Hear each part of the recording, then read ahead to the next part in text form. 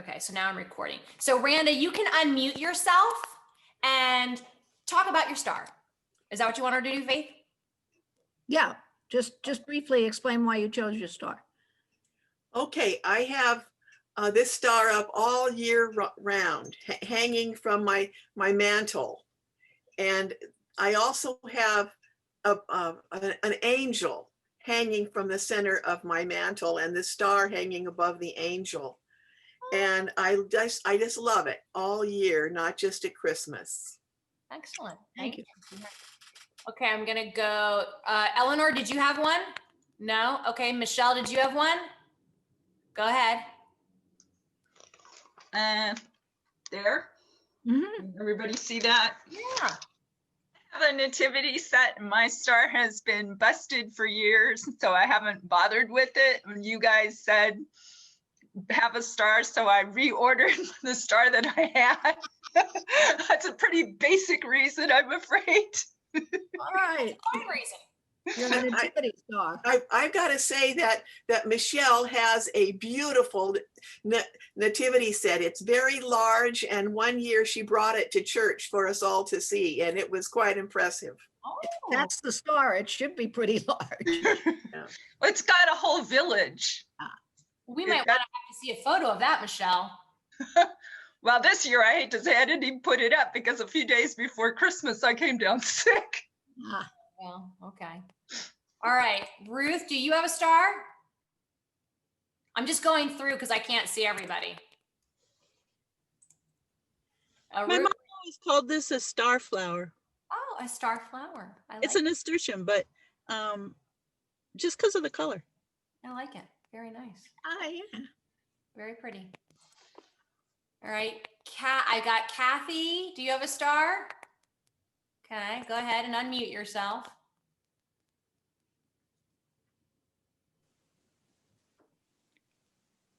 I have it out all year long.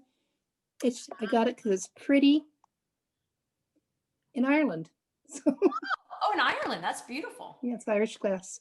Irish glass. So Thank you. that's it. Nice. Willeen? Well, I was holding this star because it's so beautiful, but it doesn't have any history. I don't know how I got it. So I also had this star of Jennifer Jones Yep. stars, and I've collected all of her artwork, and I just love it. And I have several stars, and this is on the devotional booklet that we made several years ago. And Excellent. it has a lot of meaning for me. Yeah, I like that. Rebecca, do you have a star? You have to unmute yourself. You don't have to have a star, but you can. Oh, this is just, I was looking all over the house this morning. It was last minute to join. And it's made out of glass, and it was from a glass factory that I visited in New York when I was with family. Oh. And it was just, I just had it setting out, and I thought, okay, it's a star. And I will say, you don't have to have a star. We're just, if anybody brought one, we wanted to share it. Susan, do you have a star you want to share?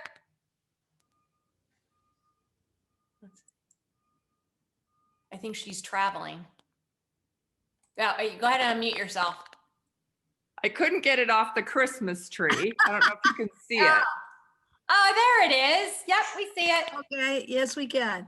Along with I just like it because it's colorful and it kind of is inclusive and bright. And that's what I think of. I don't know where it came from. Excellent. Thank you. Nancy, do you have a star? Nope. Okay, that's fine. Sophie, do you have a star? Go ahead and unmute yourself. This is pretty funny, actually, because all the Christmas decorations are put away. So I just drew this. The primary first grade star.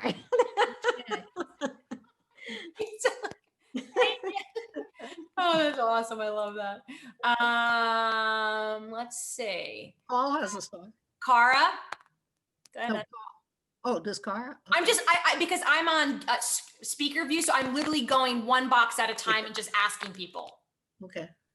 Well, I came straight from my dentist's appointment online and I hadn't prepared for the star thing, but I thought of my grandmother used to make tatting and I have several of her tatted stars, but I can't access it right now. I was gonna try and go find it, but one of them. They're really pretty though. Thank you. Okay, Jennifer, you're next. Do you have one or no? Go ahead, you can unmute yourself. Nope, wait, we can't hear you.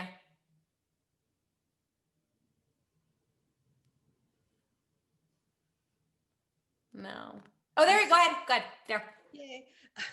This is a start from my Christmas tree, but it was just reminiscent. I loved what happened before Christmas where the planets aligned and we could see the Bethlehem star.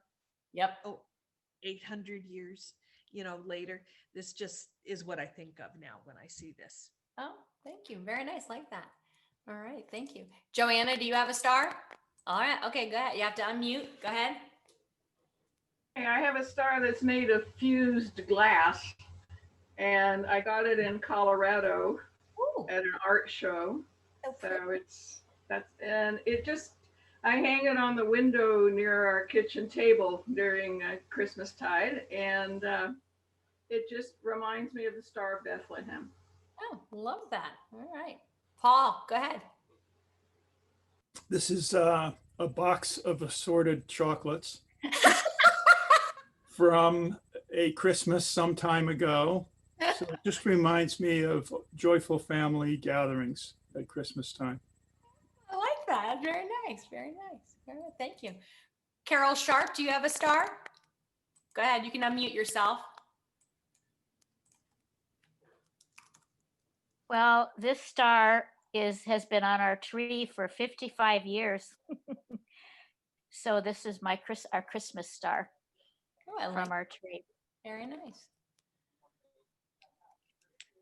Patty, do you have a star? Go ahead. There we go. Okay, it's kind of small, but maybe if I hold it up real close. It's a glass angel and she's holding a star. Yes, she is. Yeah. I love that. I see that. All right, who's after Patty? I think I need to get to Carol Sadler. Nope. Okay, that's fine. Chris Rogers, you have a star? No? Okay. June is in a car, so I don't think she has a star, but you all are stars. All right, Mom, I'll get to you in a minute. Ray, go ahead. I think you're unmuted, Ray. But we can't hear you. Interesting. You look unmuted. Oh, wait. No, now you don't look unmuted. No, go ahead. Try now. Nope. All right. Let me go to my mom. See if you can figure it out. Here, Mom. I have to share a screen to show my mom. Mom, unmute yourself. There you go. Now I'll share my screen to show my mom's. That's my mom's star. Mom, you want to tell them about it? Yes, this is the star that our neighbor puts up every year. It's between our house and his, and this is the view from our windows. And it's huge, and it's just brought so much peace to me this year. I just look out at it, and it's so peaceful, and it's been a real blessing to have this year. The outdoor star. The outdoor star. Ruthie has the outdoor star. All right. Okay, Ray, do you think you can talk? Try now. I can't hear you. No. Well, Ray's got a star. We've got a star.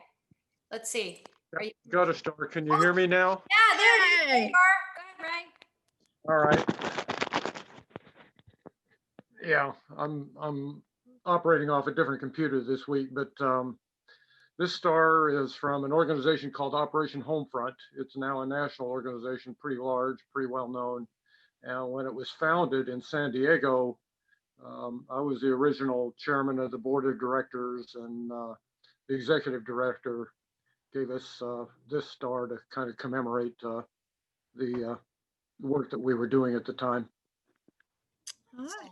Love that. Wow, that was really neat to see everybody's star. Some people got them from different locations. Some people have them for just a memory of something, like the chocolates and Paul's and Ray's from a reminder of the work that he's done with an amazing organization. My mom with the outside store. I kind of like that. Good. I like that, Faith. Well, I got a star too. Oh, okay. This star was given to me by one of my youth at Whittier a long time ago. She's now a married woman with children. And she gave it to me one Christmas, and I wear it every Epiphany because I wear it in my robe every Epiphany. Reminds me not only of her, but anybody know why we chose the star? It's the Bethlehem star, yes, but Epiphany is known as the season of the star. And the light of the star is to remind us of the light of Christ that came into the world and the light that we're supposed to share. Now, the stars that look like this really isn't the Epiphany star, the 5-pointed or 6-pointed star.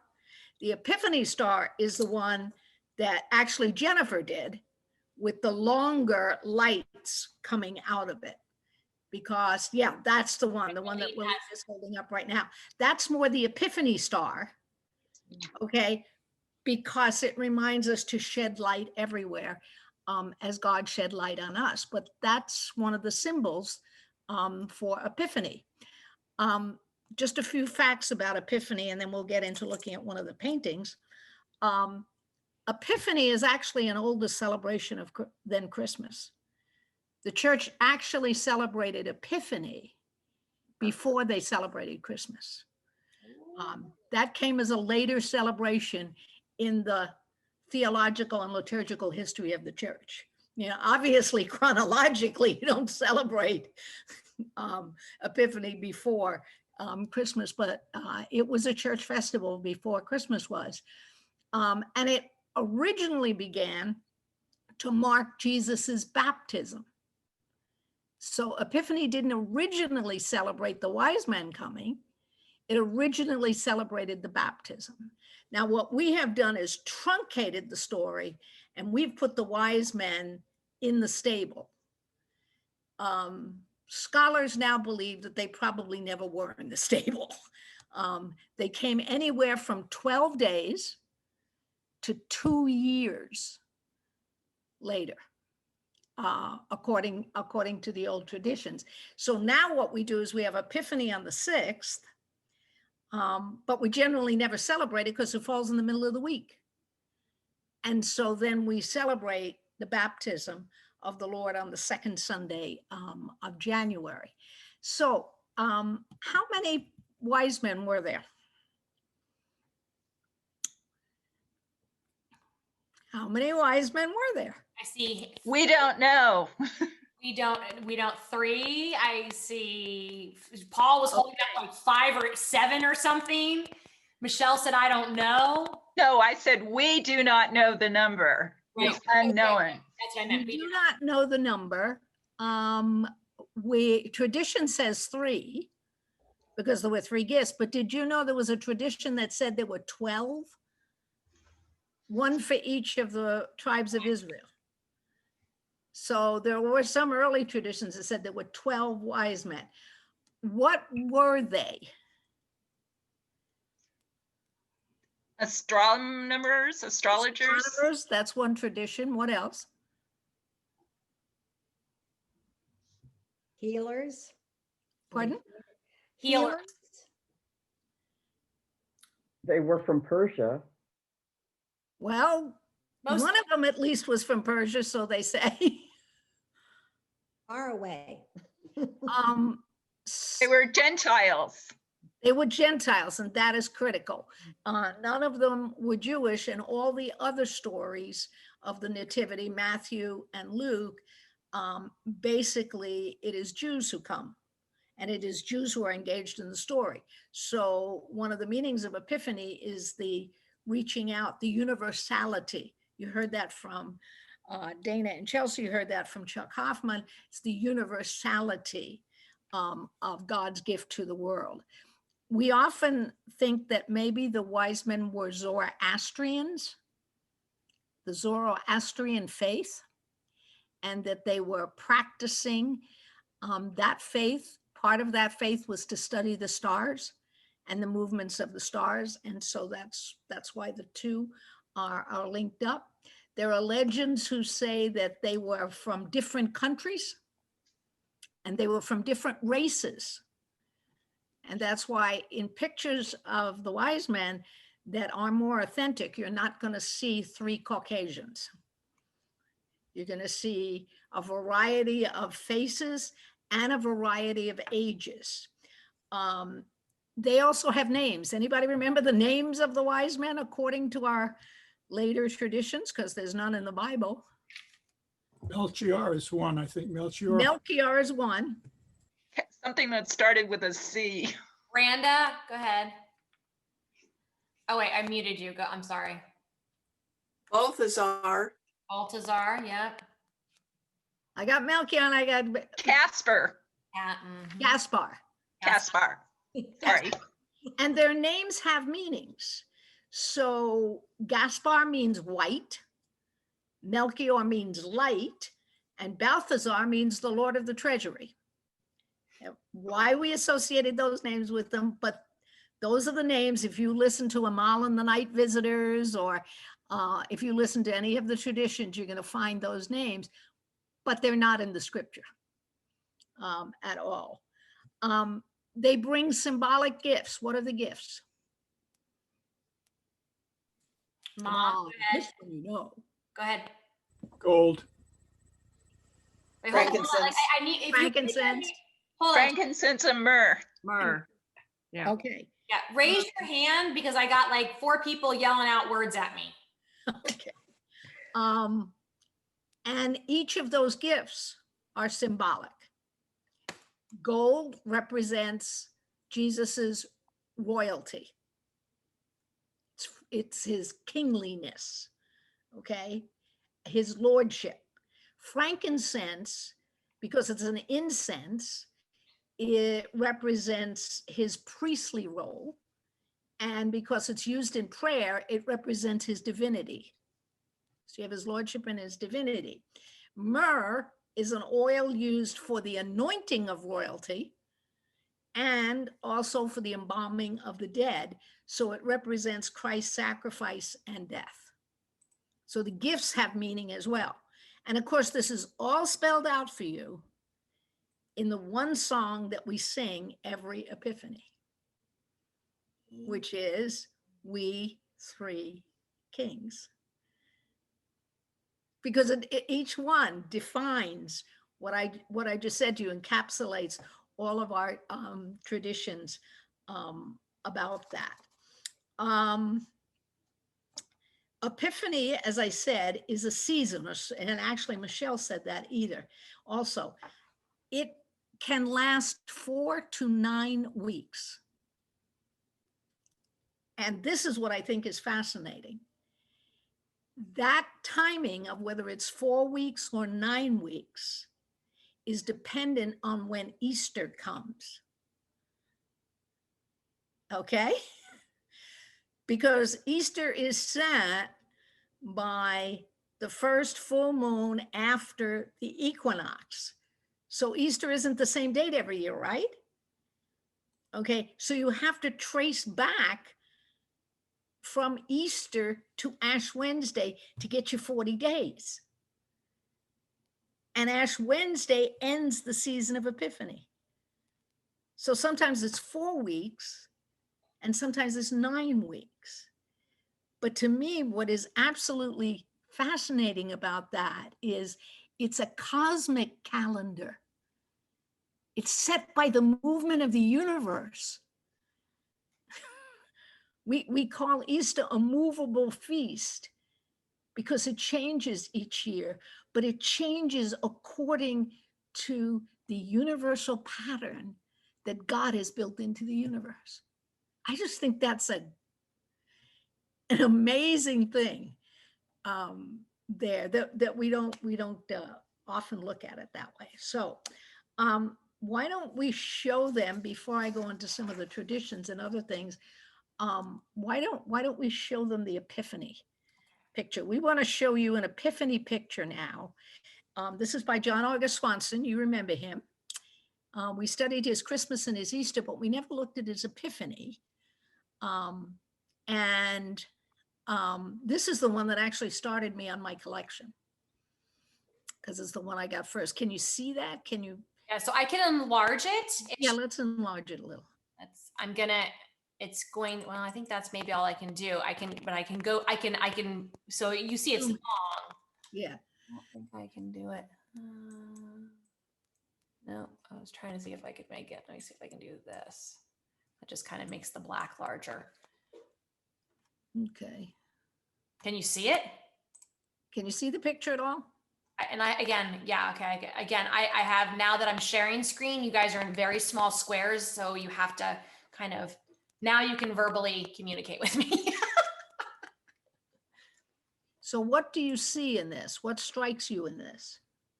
Maybe if you, Faith, if you let people, well, you're seeing people in small squares too, so. Yeah, but I'm seeing all of them. Oh, you are? Okay, so maybe raise your hand and then because that way we're not all yelling at each other. All right, Carol, go ahead. I think it's interesting that we have the angels who are holding up the star. Mm. Yeah. Okay. Mom, I think you were next. Go ahead. You have to unmute. It looks like there's more than 3 kings. I think I'm counting like 4, maybe. Lots. 1, 2, 3. Yeah, you're counting a whole 4, caravan. 5. 5. This guy down here. Right, 1, and then, but these other ones aren't they like his, you know, they're people that guide them or whatever. It's not, Right. oh, there's 1. Yeah, 1, 2, 3, 4, 5. Yeah, 5 of them.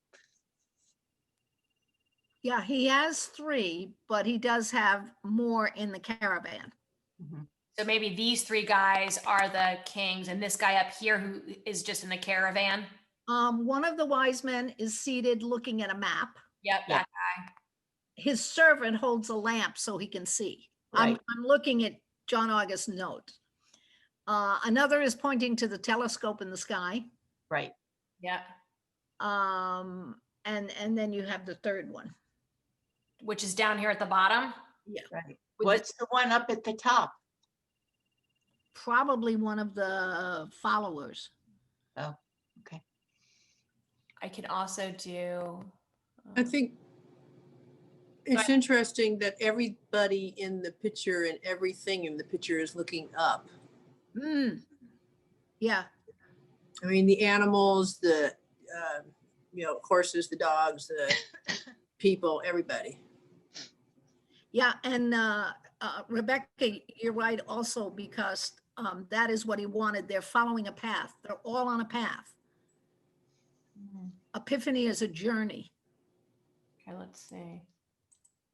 And so they're all moving somewhere. Anybody else have a thought? We got Eleanor, Carol, Susan, go ahead. I like the way the road ascends. I mean, it goes up. It's not flat. That was interesting. And I'm wondering about the significance of the dogs along the road. That's typical of John August Swanson, of including the ordinary within the sacred and as much of a variety as he can. You know, what we can do, Dana, is we can send out this as an email. Yeah. So we can actually look further at the picture.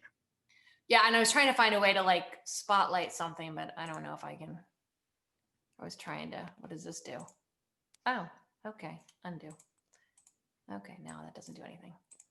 Yeah, I can do that. And if you go to Google and you see what I did, johnaugustswanson.com. You can Google his Epiphany and it will come up. Yeah.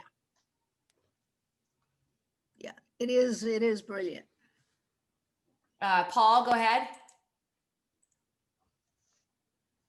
The dogs make me think of even the dogs get the crumbs under the table. Okay, now I want my. You know, he might well have been thinking of that. That's, yeah. There's this little doggy here and there. One of the guys has a star map. You see that? It's a map, but it's a star map. Yeah, right here. And he's got the peacock. Is the peacock is royal? What is? Doesn't that symbolize royalty? It symbolizes India. resurrection. What? It's a symbol of resurrection. Oh, resurrection. Okay. And what is this little bird thing down here on this guy? Does it say anything about that? On the no, he just says they have exotic birds, peacocks, and dogs among their animals. Oh, okay. He also points out that the angels are pointing to the star. Oh, they're pointing at it, not holding it. Yeah. Got it. As if to say, look, look, look, look, look. And remember, the role of the angel is to be the messenger. Yeah. Got it. Okay. All right. Interesting. It's such a colorful thing. Go ahead. If you'd like to do a little personal devotion this week, I invite you to sit with the picture. It's what we call Visio Divina. And you can just look at the picture and see how it speaks to you and what it says to you. I thought we'd talk a little bit about the significance of the Epiphany season. The color for Epiphany is green. That's the color, the liturgical color for the season, except for Epiphany Day itself, which is white, and Baptism Sunday, which is white. But the rest of the time it's green because it represents growth and regeneration. And it's particularly the growth and the outreach of the church. Some of the things the ways people celebrate Epiphany are, obviously, you have the gifts that are brought from the wise men. So in recognition of the gifts that they gave to Jesus, we give gifts to one another. There are some cultures in which Christmas is reserved as a sacred celebration. And Epiphany is the gift-giving celebration. I always tried to get my kids to agree to that because then you could buy the after Christmas sales. You know, they could have everything they want afterward. But the big gift giving in many traditions is on Epiphany. It's not on Christmas, which is reserved for worship and for the sacred celebration. There are often 12th night parties, again, to celebrate the close of Christmas. This is also when you have the King's Cake. Anybody ever hear the King's Cake? Yes, and I've got a recipe for it. Gonna make it for the first time tomorrow. You're gonna put the baby Jesus in it. Well, I don't have a pecan, but I have a ripe walnut, which yeah, that works. Under condition. Sometimes they actually put a little figure, I don't know how they do it, but of baby Jesus.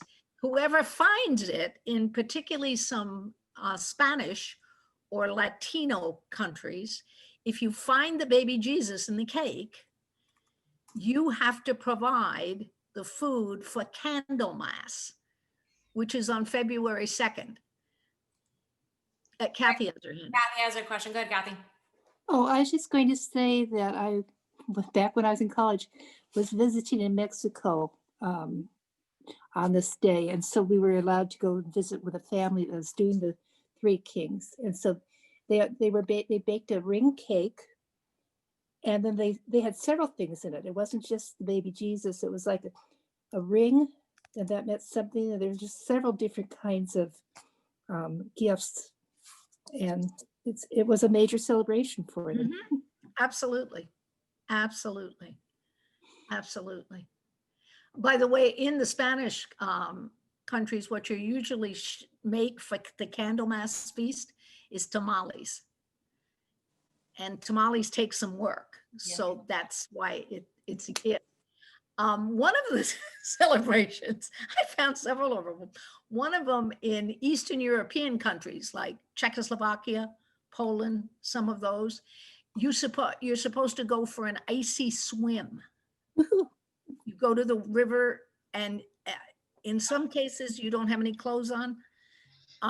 In other cases, I guess you keep your clothes on, and you're supposed to retrieve a crucifix that has been thrown into the river, and then the waters are blessed there. So those are northern climes, and we're talking about January. So Well, this is. Don't they always do the polar plunge on the first day of the year? Well, yes, but this is endowed with religious significance. I mean, this is. Okay. Brandon, go ahead. Well, Jennifer Jones told us at Vespers the other night that she and her daughter and her granddaughter were going to jump in the ocean On Epiphany? I think on Epiphany, yeah. There you go, because that is a tradition. That you do that, and then there is to be the blessing of the water. You should tell her she needs to throw a crucifix in and go dive for it. This is one that I found was the strangest. The Irish call Epiphany the little Christmas or the women's Christmas. Oh, of course. Because after all the work of cooking and everything that the women have to do during the holidays, then they get together for a high tea. Okay, and it's their time, and it's high tea in honor of the wedding at Cana. But here's what makes this one a little strange. A special cake would be made, and you'd put a candle in the cake for each member of the family. And then as each candle would go out, that would symbolize the order of death. Oh, for each family member. That's horrifying. Okay. I'm not doing that. I had high tea, but then I ran away at that. Go ahead, Sophie. It seems to me that when Willie and I were in Jerusalem a couple of years ago, that some of the churches didn't celebrate Christmas on the December 25th. So they were still celebrating in January. Yes. So I don't know if that was Greek Orthodox or which churches. Right, because you have the Greek Orthodox calendar, which is slightly different than ours. Yeah. Maybe you could comment on that. Yeah. I was going to say, Faith, there's an article that I read that I'd be more than happy to share. It's a meteor article, so it's just a heavier thing, but it does talk about the dates. And yeah, it's the Greek Orthodox Church that will, and there's a history to why. Right. Now, there is one tradition for Epiphany that we want to encourage you to follow. Okay. And that is the chalking of the door. And Dana's going to send you the ritual. I have it ready to go. I re-edited it for this year and made a few tweaks in it. You need a piece of chalk and a piece of paper. And it's a blessing for your house or your work or wherever you want to put the blessing. The youth at my churches used to like to run around and mark all the doors. And you're marking them with chalk, so you're not damaging anything. But it's a visual reminder as you come and go out of your house or your room during the year to honor Christ in how you live. To be mindful that you've been given a gift of light that is to be shared with the world and with anybody who enters there. And it uses the initials because you mark it. You put down 20, and then you put down C, B, M. I'm not sure that that's the right order, but you put that and then 21. So you're asking for the kings to bless your house. So your journey is blessed like their journey. And we have this all written out for you, and you can do it with your family. You can do it alone. You can, first time you can hand, if you have kids at home, and say, here, mark up the doors. You get to write on the doors.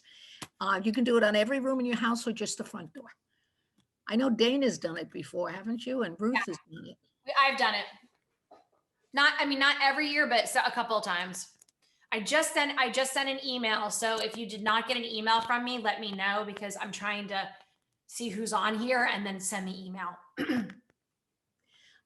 So that's kind of Epiphany. And then the question we have for you before we show you, I don't know, should we show them the video and then the question?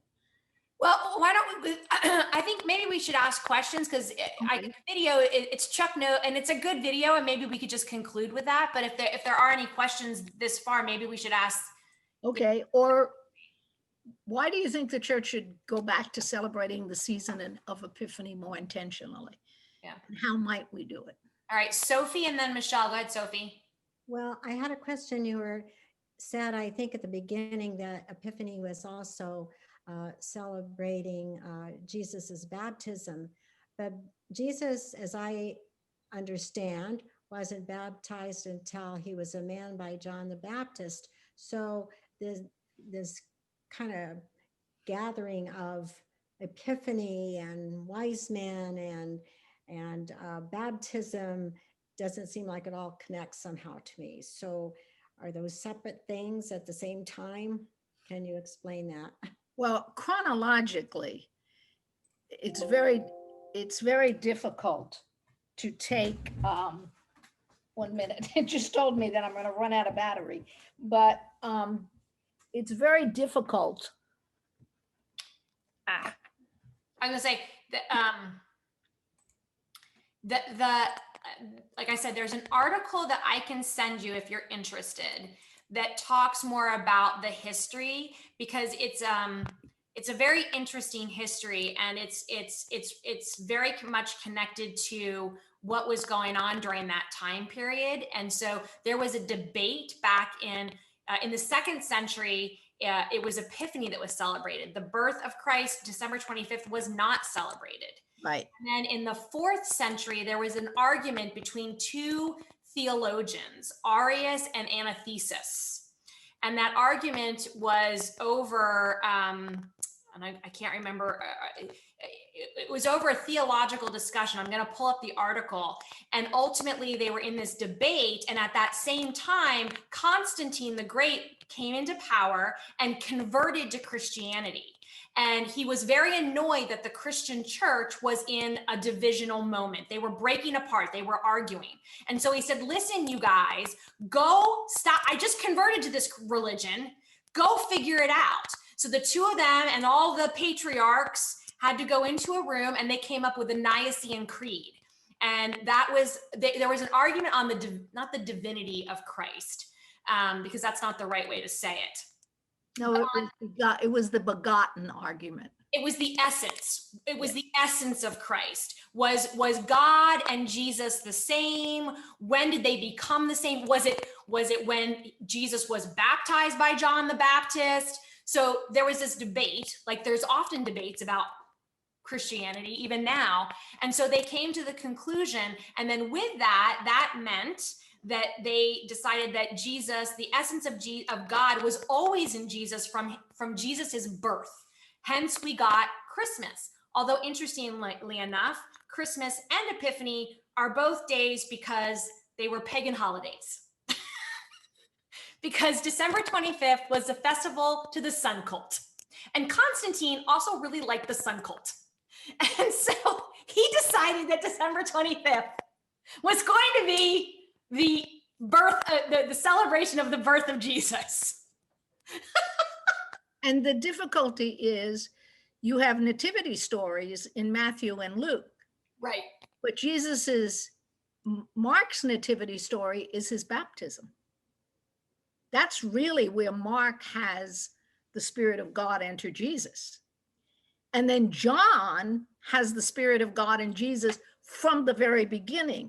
So when we try to go chronologically, why are we preaching John the Baptist in Advent when technically he and Jesus are about the same age? Correct. So it's a theological lectionary, not a chronological lectionary. Correct. And also, if you remember that it was Epiphany celebrated first, but it was celebrated as the baptism of Christ. That was the starting point. Then you went backwards to Christmas and forward to resurrection. But you And- started with Epiphany, the baptism. And the Greek Orthodox, this was also a division with the Greek Orthodox and the Christian and the Catholic Church. And so that's there's a division there too. And that's why they maintain that date. Wait, I think it all makes sense now, right? I'll send you an article. It's just, it's very complex. At least I believe it's very complex. And I think it is not a simple answer. And you really have to want to understand the history of the church. Yeah, but I think that what makes it simple is if you start with Epiphany and the celebration of Epiphany as the baptism of Christ, and that the church was first interested in that before it was interested in Christmas. Right. Then you can kind of see where we go from there. It is, but that brings up a lot of theological discussion.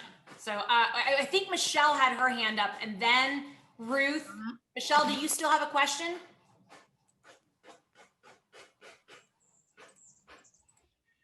Question is this: when I got the recipe for the king's cake, I was really surprised that the colors were purple and green.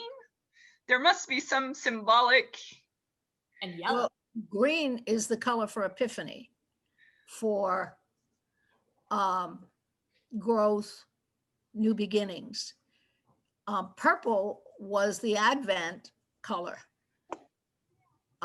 for repentance and solemnity and royalty. So they're putting all these all together? Yeah. And then when you come to Mardi Gras, you got purple, gold, and green. Oh my God. Yeah. Blue and red. Go ahead, Ruth, go ahead. Yeah, so what does the baptism of Christ have to do with the three kings? Doesn't. Okay. Okay. Yeah. Okay, Donna and then Carol Sadler. What are we talking about as far as the age, Jesus' age at baptism? Pardon?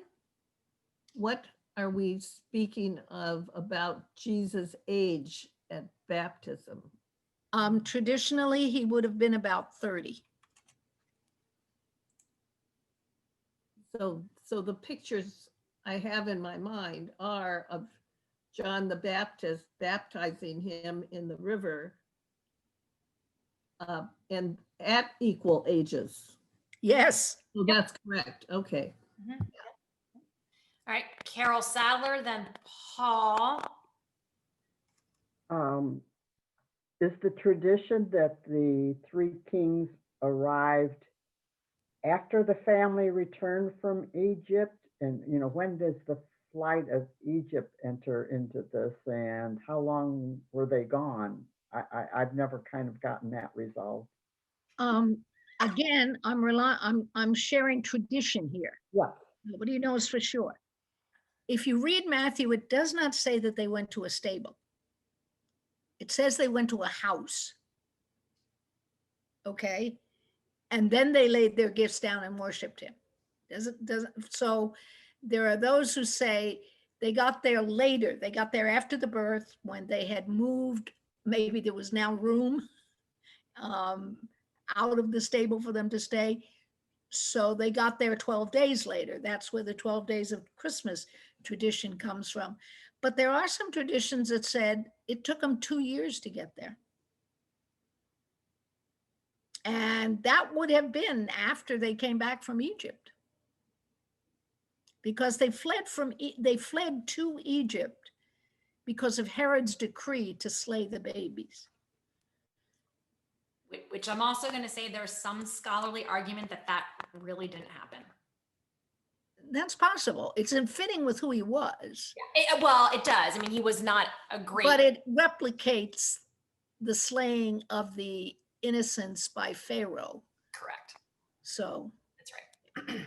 Does that help, Carol? I mean, we don't have any authority as to when they came. No.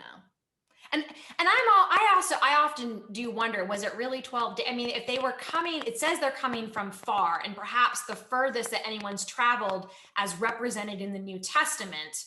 And so I mean, again, they don't have cars. They don't have roads. There's no ways to give them the shortest route. Did they make it in 12 days? I mean, they might have been covering a lot of land. There was no hotels where they could book reservations. You know, it could have taken them a long time. Go ahead, Paul. Nope, unmute. I got it.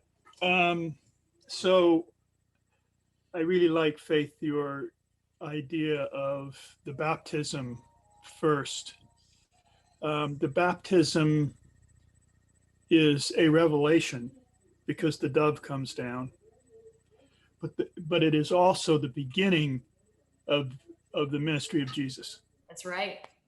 That's when it starts. Yep. So this is a very deep revelation. However, the whole story around Mary and Elizabeth and all of that is very important.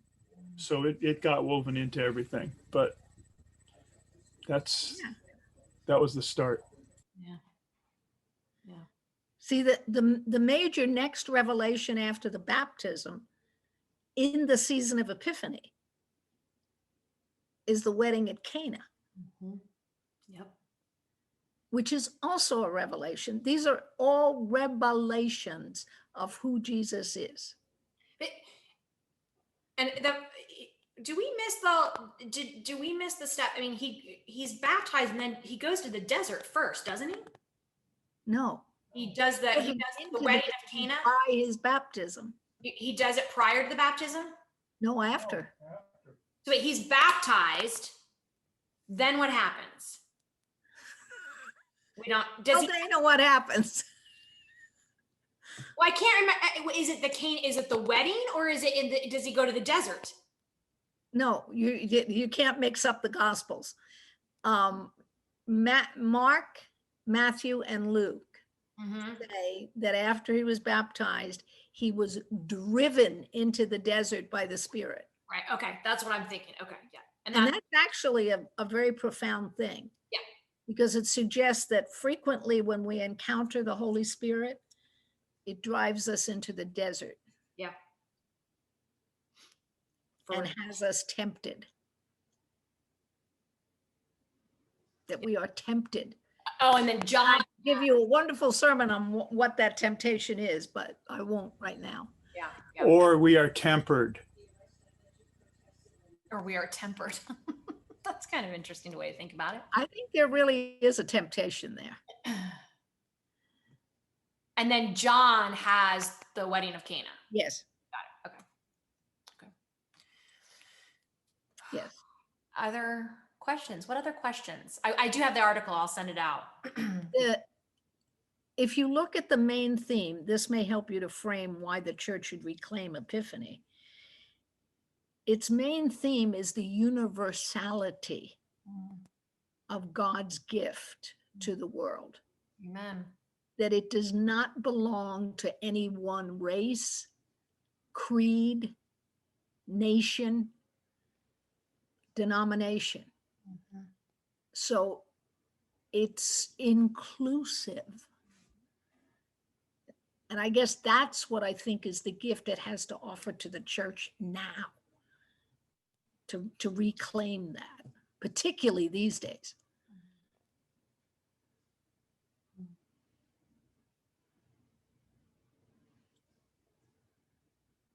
You've been overwhelmed with Epiphany this year. It's a lot. And there's a lot of history to it.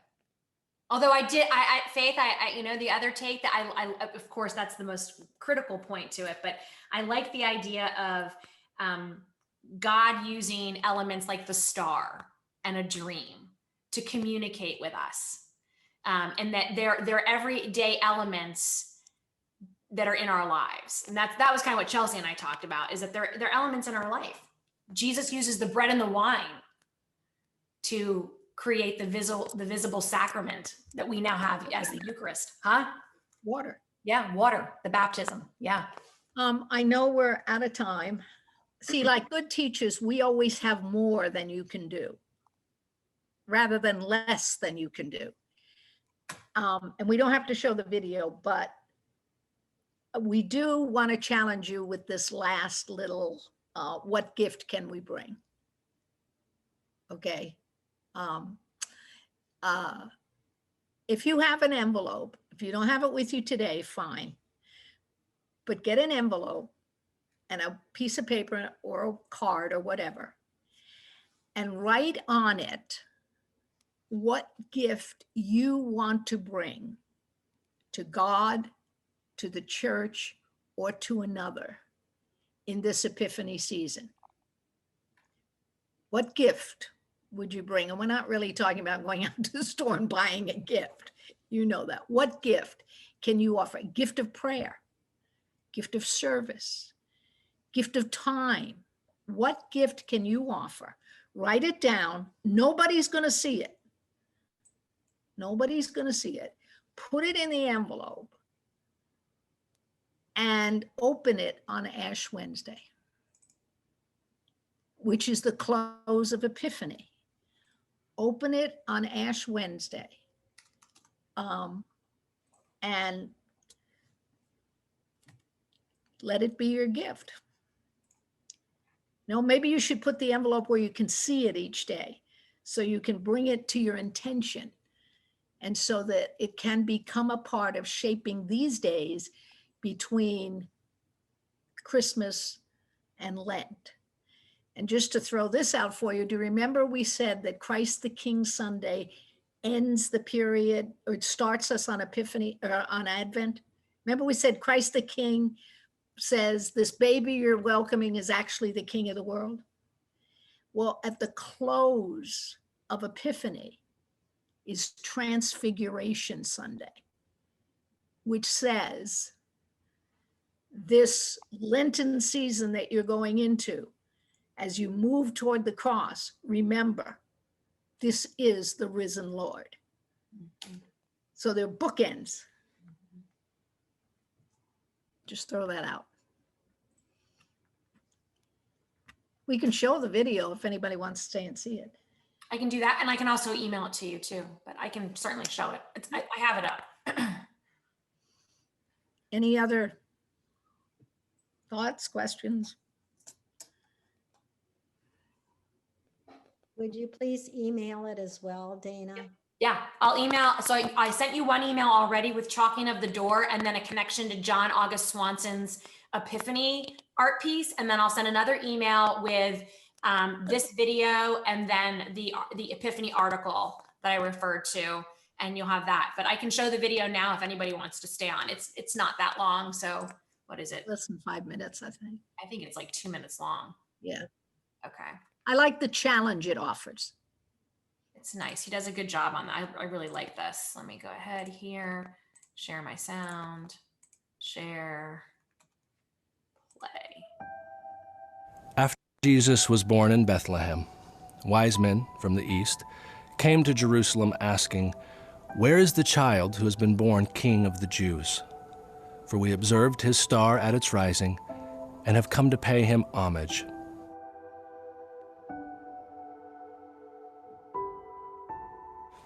When I was young, I learned about the star. I'd look up at the night each Christmas to see if I could spot it. I told myself if I ever did, I would follow it. As I got older, I learned that not everyone believes there was a star in the east that first Christmas. Some say it was pious fiction. Others believe it was a planetary conjunction. Some can prove it was a comet, a double occultation, or just a myth. And still others believe that it occurred just as it is written in the Gospel of Matthew. Even though there are virtually no details in the Gospel about the star, throughout history it's always been depicted as being easy to spot in the sky. But there's no mention if it twinkled, was larger than the rest, looked like a comet, or was even brighter than all the stars surrounding it. It could have looked like any other star. Nevertheless, of the billions that shone that night, the Magi made a decision to follow the star that they knew would lead them to Jesus. Today, there seems to be so many stars that compete for our attention, not only in the sky, but in our way. And those do often twinkle look brighter, and easily get our attention. It's so easy to be distracted from what's important.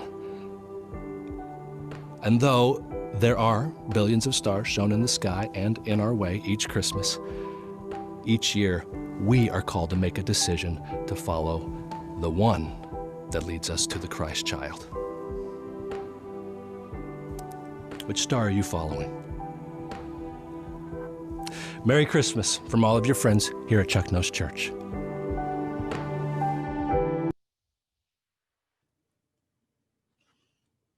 That's the question as we go into a new year. Which star, what light will guide us, and then what light will we shed?